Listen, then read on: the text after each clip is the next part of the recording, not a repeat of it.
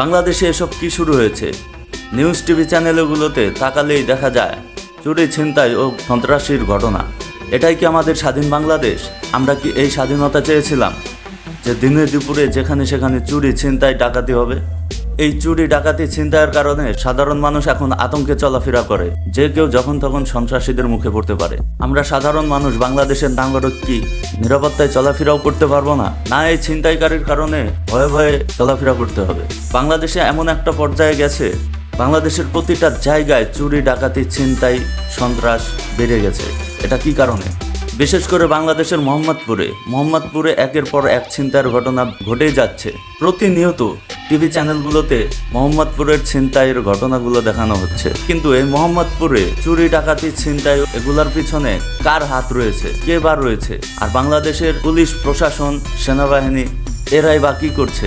এদেরকে কেন তাড়াতাড়ি ধরছে না? 2-4টারে গুলি করে মেরে ফেলা দাও হোক, তাহলে এগুলো চুরি, ডাকাতি, ছিনতাই সব বন্ধ হয়ে যাবে। শুধুমাত্র মোহাম্মদপুরই না, যেখানে সেখানে এই চুরি, ডাকাতি, ছিনতাই বেড়েই চলছে দিনে দুপুরে।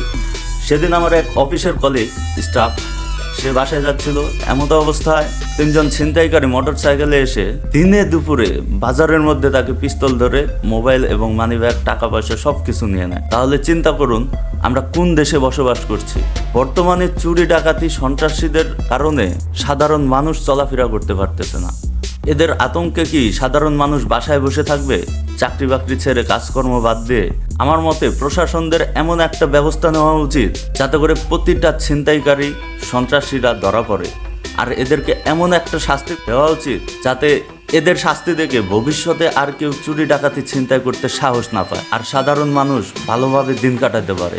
ইদানিং দেখলাম বাসেও খুব ডাকাতি হইতেছে। সেদিন দেখলাম টাঙ্গাইলের এক বাসে, আরেকদিন দেখলাম রাজশাহীর এক বাসে ডাকাতি হয়েছে। প্রতিনিয়ত এরকম ডাকাতি, ছিনতাইয়ের ঘটনা ঘটেই চলছে। আমরা কি সাধারণ নাগরিক, সাধারণ মানুষ ভালোভাবে চলাফেরা করতে পারবো না? নাকি দিন দিন এভাবে তাদের রাজত্ব বেড়েই চলবে? সোশ্যাল মিডিয়ায় একটা নিউজে দেখলাম একটা মেয়ের ব্যাগ, মোবাইল, টাকা পয়সা সবকিছু ছিনতাই করে নিয়েছে।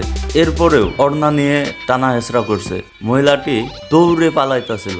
চুরি, ডাকাতি, ছিনতাই তো বেড়েওছে, সাথে সাথে নারীদের অসম্মান, শ্লীলতাহানি, ধর্ষণ এগুলাও বেড়েছে। বর্তমানে বাংলাদেশের যে অবস্থা, এই অবস্থা অনুযায়ী সবগুলো দেশের মধ্যে অপরাধের জগতে 14 নম্বরে আছে বাংলাদেশ। তাহলে চিন্তা করেন যে বাংলাদেশ কতটা নিচে নেমে গেছে। অন্য কিছুতে আগেতে না পারলেও এই চুরি, ডাকাতি, ছিনতাই, সন্ত্রাস, চাঁদাবাজি এগুলার দিক দিয়ে কিন্তু ঠিকই এগিয়ে গেছে। প্রশাসনের কাছে আমার একটাই রিকোয়েস্ট থাকবে, এদেরকে ধরে কঠিন থেকে কঠিনতর একটা শাস্তি ব্যবস্থা করেন, যাতে এদের শাস্তি দেখে ভবিষ্যতে আর কেউ এরকম অপরাধ করার সাহস না পায়। আর আমরা আপনারা যারা সাধারণ নাগরিক আছি তারা খুব সাবধানে চলাফেরা করব, আর যে কোনো ঘটনা ঘটলে প্রশাসনের কাছে জানাবো।